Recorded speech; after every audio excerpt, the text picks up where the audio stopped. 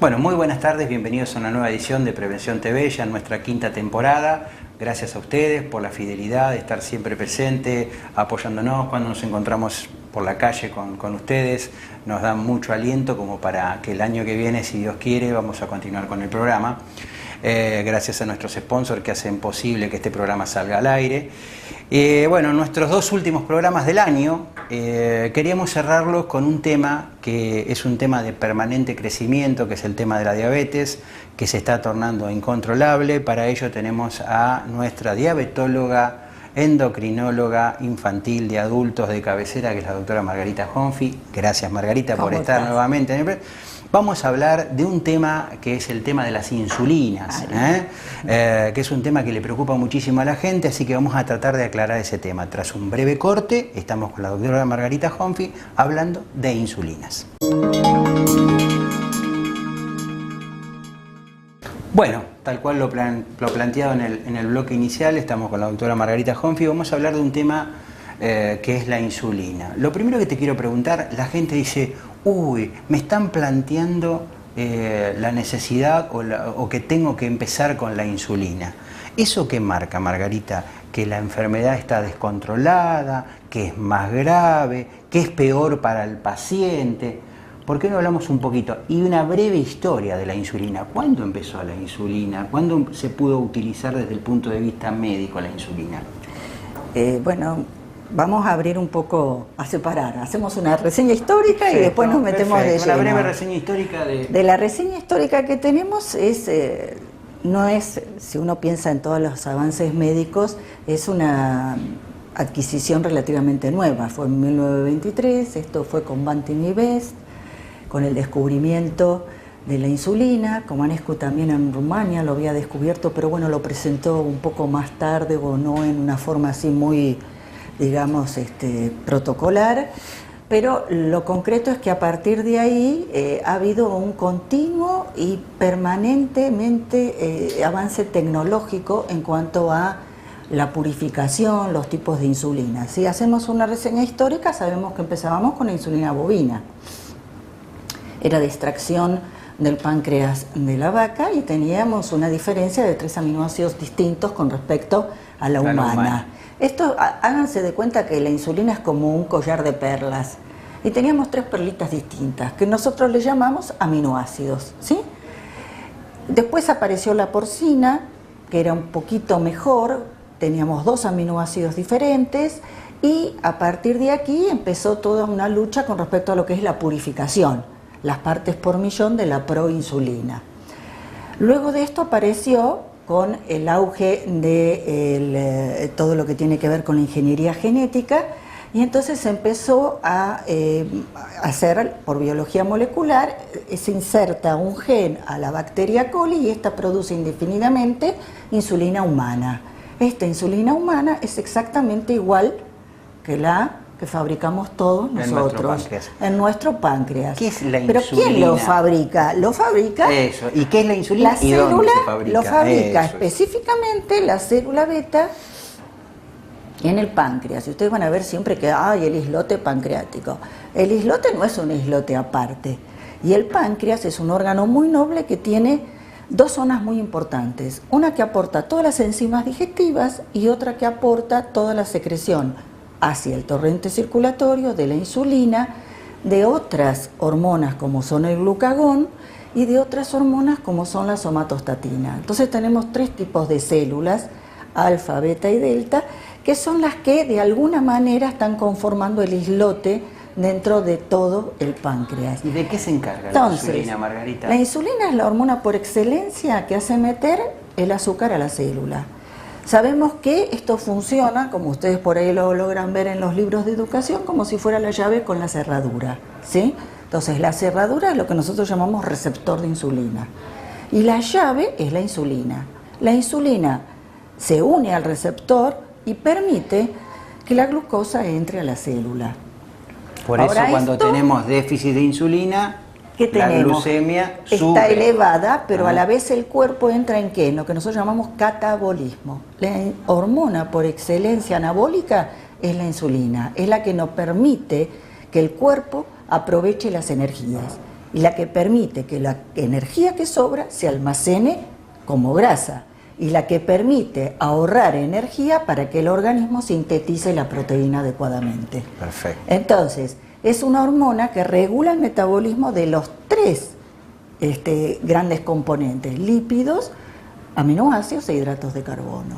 Entonces, estas dos hormonas que son fundamentales del páncreas, que son las células alfa y las beta, las alfa funcionan en el ayuno, permite que se segreguen bastante cantidad de azúcar durante el ayuno, por ejemplo, a la noche. Para que no nos quedemos sin azúcar. Sin azúcar, y no ¿para hagamos qué? hipoglucemia. Para nuestro generoso cerebro que es ávido de glucosa, que consume mucho. Exactamente. Perfecto. Y por otro lado, tenemos una insulina que es fundamental en el periodo posabsortivo, es decir, el postprandial. Tengan en cuenta muy esto que estamos importante diciendo ahora. para cuando estoy comiendo. Ahí Entonces, está. siempre tengo un nivel basal o un nivel mínimo de insulina, ¿sí? Y siempre tengo, que está muy bajito en el ayuno, ¿sí?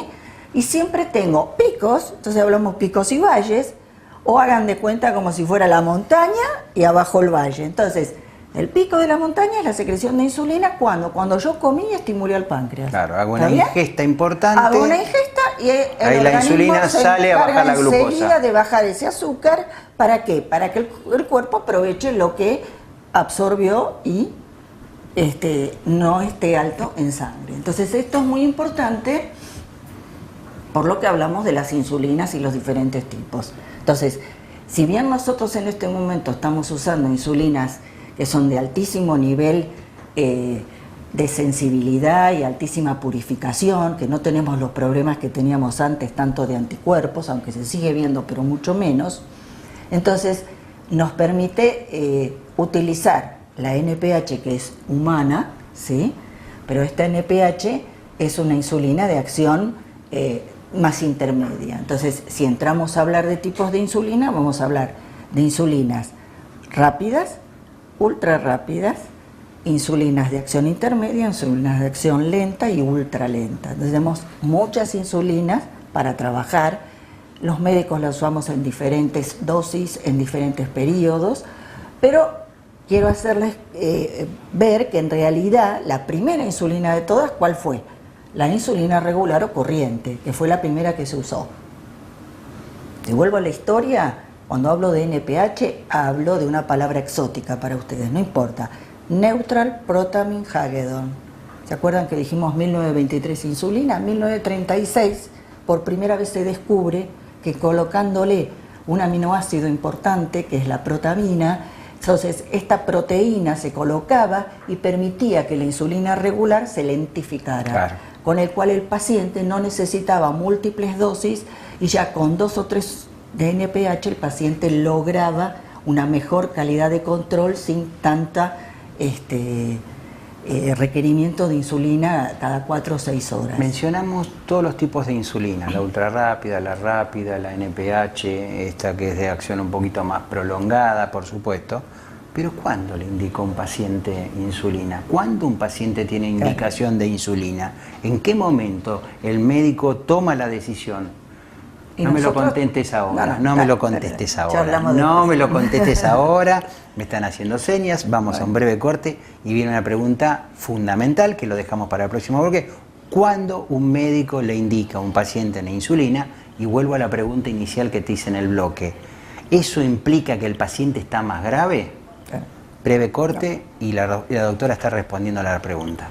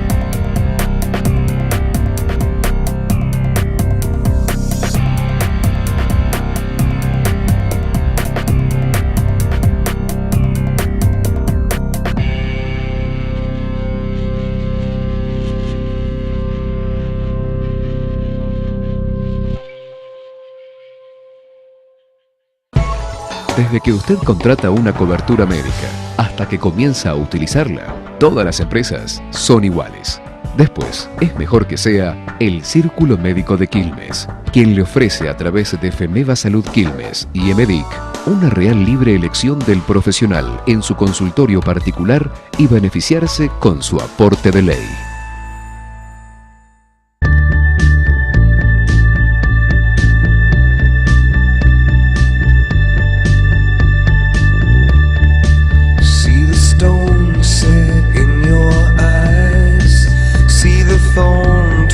In your side, I'll wait.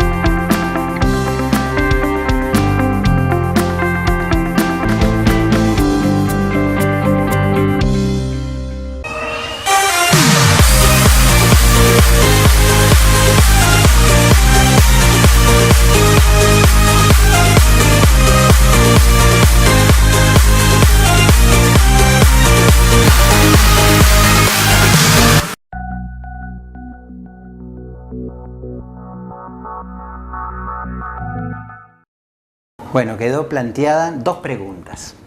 ¿Cuándo le indico la insulina a los pacientes? ¿Cuándo el médico considera que es un paciente ya que su páncreas por ahí no está dando la cantidad de insulina necesaria?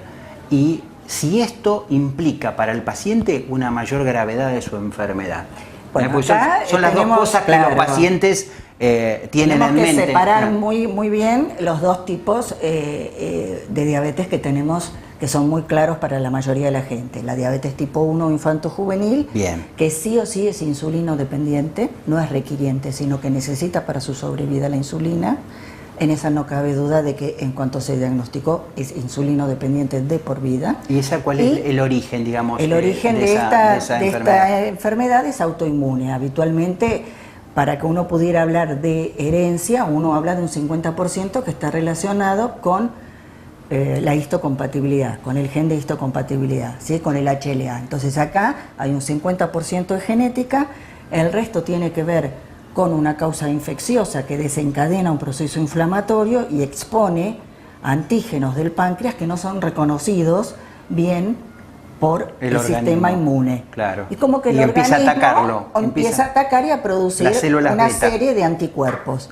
Estos anticuerpos, tenemos una lista de 10, de los cuales, digamos, 2 son los más clásicos, los Zika, que actualmente hablamos del ICA 512, que representa a el que hacíamos con páncreas fresco, que era la inmunofluorescencia, y el más clásico que se pide es el GAD, el anti-GAD, que es la glutamato de carboxilasa, que es una enzima intracelular que con el proceso inflamatorio se expone y el cuerpo la ataca. Esto hace autoperpetuar la inflamación hasta que agota la reserva de células beta. Este es el punto. Perfecto. Entonces, esto que estamos diciendo, en definitiva, con palabras un poquito difíciles, es que nuestro organismo, nuestro sistema inmune, ataca nuestro propio páncreas, no lo reconoce como propio y destruye las células productoras de insulina. Por lo tanto, ese paciente tiene que tener insulina de por vida. Exactamente. El punto es que esto sucede muchos años previos. Es decir, podemos tener 6 años, digamos, de todo lo que son los anticuerpos y tener el HLA, ¿no? Es decir, tener el marcador genético. Y la enfermedad aparece cuando ya tengo casi el 80 al 90% de destrucción. A no ser que una infección o una corticoterapia intensa ponga de manifiesto de que acá algo sucede, ¿sí? En el diabético tipo 2, que es el 90% de la diabetes que nosotros vemos, que no es insulino requiriente, sí es insulino necesario. ¿Cuándo? Cuando en el debut hay un proceso infeccioso severo. La mayoría de los pacientes debutan mucho con neumopatía o debutan con infecciones urinarias severas. O cuando el paciente debuta con una complicación cardiovascular, con un IAM, con un infarto agudo de miocardio. O cuando el paciente está muy complicado del punto de vista de su control metabólico. Tiene una hemoglobina tan alta, y siempre hablamos de la glucotoxicidad, que el cuerpo está asombradamente inmune a cualquier tipo de insulina propia que secrete, está como atontado. ¿Por qué? Porque hasta su propio páncreas está tan cargado de glucosa que todo su mecanismo secretor está como impávido, estancado, ¿sí? Entonces, sin respuesta. No tiene mueve. Insulina, pero ese periodo de transición en el que el paciente está tan mal compensado, que tiene hemoglobina, según la ADA y la FDA, por encima de 9. Hemoglobina glicosilada, ¿no? Que es el promedio de las glucemias de los últimos 3 meses, ¿no? Entonces, si uno empieza ahí, es necesaria, no digamos del todo punto de vista, pero sí es muy insulino necesario para un buen control. Porque entonces el paciente... En la etapa aguda de diagnóstico, digamos, donde debuta. Ese paciente que perdió peso, que está mal controlado, que tiene 300 de glucosa, que no está descompensado, no está infectado, que tiene una hemoglobina de 9 o de 10, a ese paciente se le hace realmente, no es sí o sí que lo va a necesitar para vivir, pero el control que va a obtener, la calidad de vida que va a obtener y cómo vamos a cuidar esa reserva pancreática. Hay otra palabra importante acá. Cuando el paciente tipo 2 debuta, el 50% de secreción de insulina ya no existe. Es decir, que si bien no es que me queda un 10, me queda un 50. Pero si a ese 50 yo no lo cuido y lo protejo, rápidamente declina. Entonces, vamos a poner los números, lo que está diciendo la doctora Margarita Honfi. Es que yo voy a cuidar... Si ese páncreas estaba bombeando 10.000 unidades, ahora bombea 5.000. Esa es la reserva que le queda. Y esas 5.000 no alcanzan para mantener una glucemia normal. Sí. Y tengo que tratar de preservarla para que el paciente tenga su propia insulina la mayor cantidad de tiempo posible. Entonces yo puedo hacer una transición desde un debut descompensado con una hemoglobina muy alta con insulina. Voy a agregar lo que siempre para nosotros es básico para el diabético: dieta, ejercicio y metformina. Antes hablábamos dieta, ejercicio y después escalonábamos. Hoy ya se sabe que la ADA y FDA plantea dieta, ejercicio, metformina de inicio. Si el paciente no logra controlar bien o no puede, entramos en otro tipo de drogas como son las que hablábamos la otra vez, que son los glucagon peptide-like o que son las incretinas, ¿sí? Dentro de las incretinas hay un montón de drogas, que ya las conversamos. Estas también se pueden asociar en el paciente del debut, más un bedtime, es decir, de NPH, es decir, pre-irse a dormir o post-cena, el paciente coloca alrededor de 10 unidades. ¿Por qué a la noche? Porque siempre es la glucemia más alta la de la mañana. Por eso siempre pedimos glucemia en ayunas. Porque, pero ¿cómo, doctora? Yo a la noche tengo 100 o a la tarde tengo 100 y a la mañana siempre tengo 130.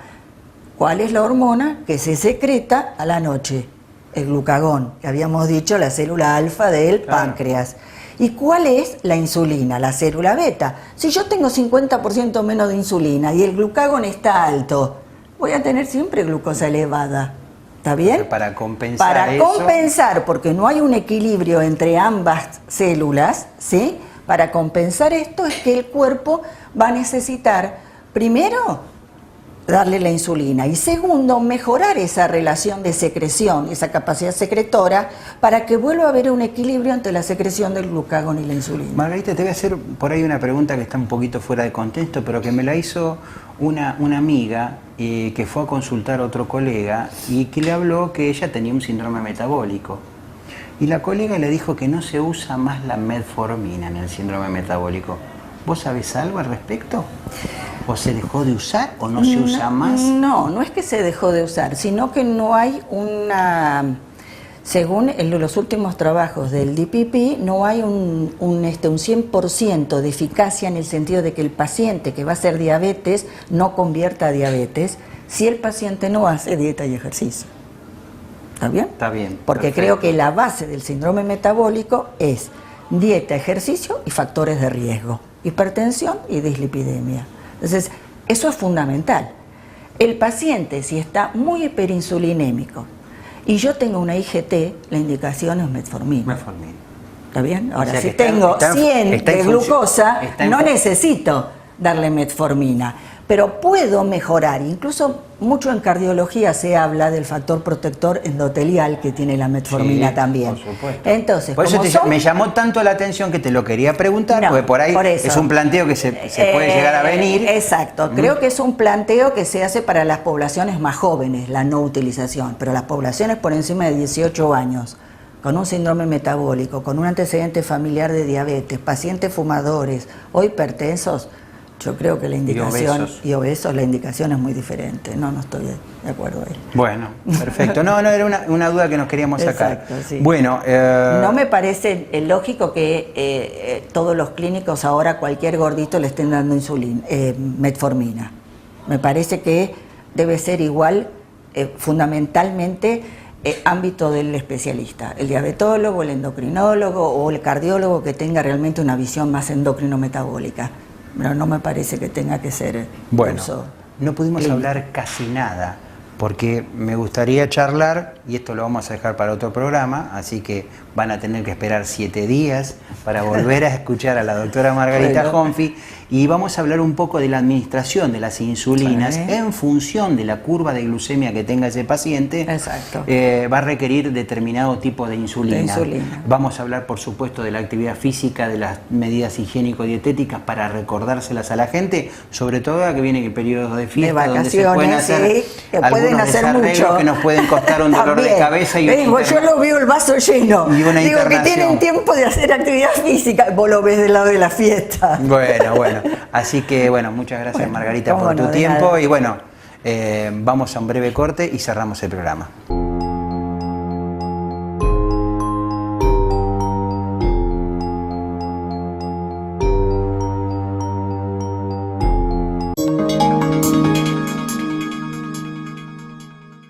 Bueno, hemos llegado al final de una nueva edición de Prevención TV. Esperemos que el programa de hoy les haya gustado.